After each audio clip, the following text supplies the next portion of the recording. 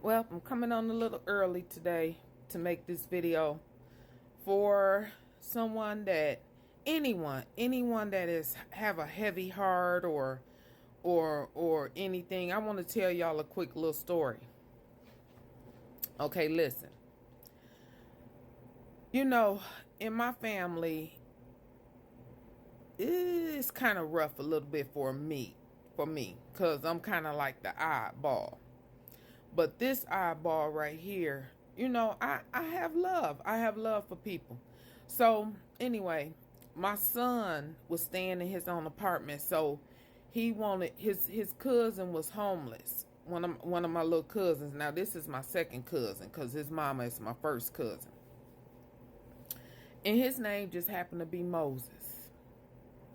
So my son wanted him to come and stay with him so he won't be out on the streets. So, I said, well, really leave him where he at, because it seemed like everywhere he go, he gets into it or they have problems with him. Me, being the person that I am, trying to look out for my son, because, hey, your children, you going to try to do what you can for your children.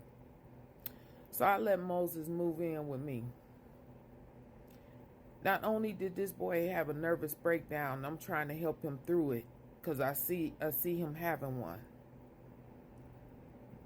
This boy goes off and breaks out all my windows on my front door, my backsliding windows, just went off like he just lost his whole life or something. So I'm saying this to say that there's no need to go off, no need to feed into any mental things that may be happening in your mind. We all have mental breakdowns, mental problems, physical too. But the thing is to focus on what makes you happy. Focus on yourself if you can, and focus on if you work.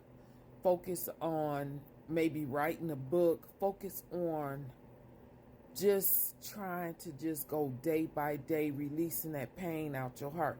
And if you got to cry, cry. Cry. Let it out.